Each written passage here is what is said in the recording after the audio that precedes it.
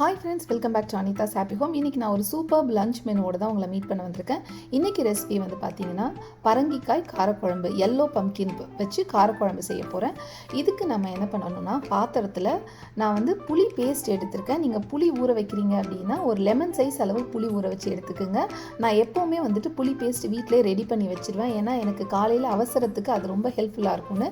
இது கூட நான் வந்துட்டு 1/2 லிட்டர் அளவு தண்ணி சேர்த்துக்கிறேன். எப்போவுமே தண்ணி நிறைய சேர்த்து சுண்ட விட்டால் தான் குழம்பு நல்லா இருக்கும். வீட்டில் அரைச்ச டேஸ்டியான குழம்பு மிளகாத்தூள் 2 ஸ்பூன் சேர்த்துருக்கேன். அது கூட தேவையான அளவு உப்பு சேர்த்து நல்ல பழுத்த தக்காளி, ஒரு மீடியம் சைஸ் தக்காளியை நம்ம இந்த புளியோட நல்லா கரைச்சி விட்டுட்டு அதோட சக்கையை மட்டும் எடுத்துடணும். குழம்புக்கு தேவையான காய்கறி நான் ஏற்கனவே கட் பண்ணி வச்சுட்டேன். இந்த சக்கையை நம்ம அது கூட சேர்த்து வச்சுக்கலாம். இப்போ கடாயில் 2 குழிக்கரண்டி அளவு நான் எண்ணெய் சேர்த்துக்கிறேன். இது கூட கடுகு சேர்த்து கடுகு நல்லா வெடிச்சதுக்கு அப்புறமா 1 டீஸ்பூன் அளவு வெந்தயம் சேர்த்துக்கலாம். வெந்தயம் நல்லா செவக்க விட்டதுக்கப்புறம் நம்ம கட் பண்ணி வச்சுருக்க காய் ஒன்றா சேர்த்துக்கலாம். முதல்ல சின்ன வெங்காயம், ஒரு கைப்பிடி அளவு சின்ன வெங்காயம், அது கூட பூண்டு, கருவேப்பிலை, 2 பச்சை மிளகாய், இது எல்லாத்தையும் நம்ம எண்ணெயில் நல்லா வதக்கிக்கலாம். இது நல்லா வதங்கினதுக்கு அப்புறமா தான் நம்ம காய்கறி சேர்த்து வதக்கணும். இப்போ நம்ம கரைச்சிட்டு எடுத்து வச்ச தக்காளி சக்கையை சேர்த்து வதக்கிக்கலாம். நீங்கள் தக்காளி சேர்த்துக்கணும் குழம்புல அப்படின்னு நினச்சிங்கன்னா கட் பண்ண தக்காளி சேர்த்துக்கலாம். நான் ஏற்கனவே புளியில் கரைச்சி விட்டதுனால தக்காளி சேர்க்கலை. அந்த கசக்கிட்டு மிச்சம் எடுத்து வச்ச தக்காளி சக்கை மட்டும் இதில் போட்டு வதக்கிக்கிறேன். இதை நல்லா வதக்கிட்டு இப்போ நம்ம கட் பண்ணி வச்சுருக்க பரங்கிக்காயை இந்த எண்ணெயில் போட்டு வதக்கி எடுத்துக்கணும்.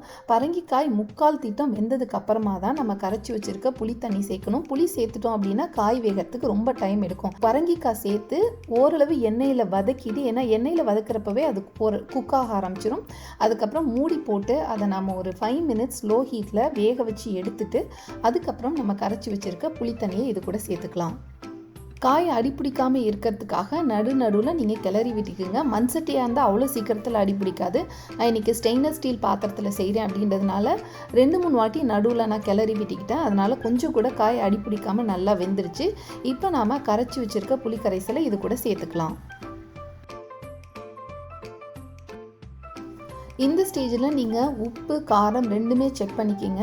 சுண்டி வரப்போ இன்னுமே வந்து காரம், உப்பு ரெண்டுமே அதிகமாக தெரியும் நமக்கு. அதனால் கரெக்டாக பார்த்து செக் பண்ணிக்கிங்க.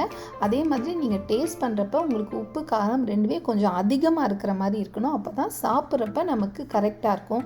நீங்கள் வாயில் ஊற்றி பார்க்குறப்பவே அது கரெக்டான திட்டத்தில் இருக்குது அப்படின்னா சாதத்தில் ஊற்றி பிசைஞ்சு சாப்பிட்றப்ப கொஞ்சம் கம்மியாக தெரியும். அதனால் எப்போவுமே குழம்பை தனியாக எடுத்து டேஸ்ட் பண்ணுறப்ப உப்பு, காரம் ரெண்டும் கொஞ்சம் தூக்கலாக இருந்ததுனா தான் குழம்பு நல்லா டேஸ்ட்டாக இருக்கும். காரக்குழம்பு ஆல்மோஸ்ட் ரெடி ஆகிட்டு இன்னும் ஒரு 5 நிமிஷம் கொதிச்சதுன்னா சரியாக இருக்கும்.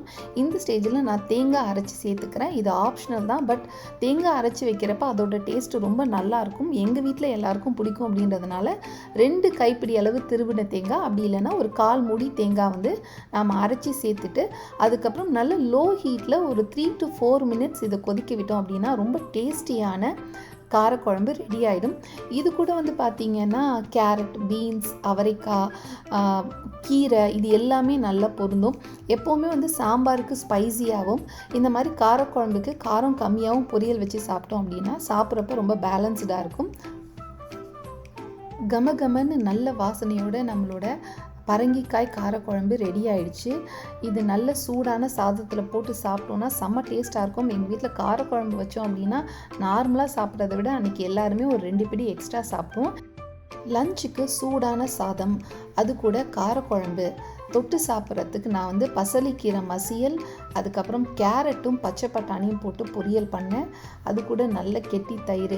இதை விட திருப்தியான லஞ்ச் என்னங்க இருக்க முடியும்? கண்டிப்பாக இந்த காம்பினேஷன் ட்ரை பண்ணி பாருங்கள். பிடிச்சிருந்துன்னா மறக்காமல் லைக் பண்ணுங்கள். இது வரைக்கும் நீங்கள் என்னோட சேனலுக்கு சப்ஸ்கிரைப் பண்ணது இல்லைன்னா கண்டிப்பாக அனிதாஸ் ஹாப்பி ஹோம்க்கு சப்ஸ்கிரைப் பண்ணுங்கள். காரக்குழம்பு ரெசிபி எப்படி இருந்ததுன்னு சொல்லிவிட்டு உங்களோட கமெண்ட்ஸ் எனக்கு தெரியப்படுத்துங்க. நெக்ஸ்ட் இன்னொரு இன்ட்ரெஸ்டிங் வீடியோவில் உங்களை நான் மீட் பண்ணுறேன்.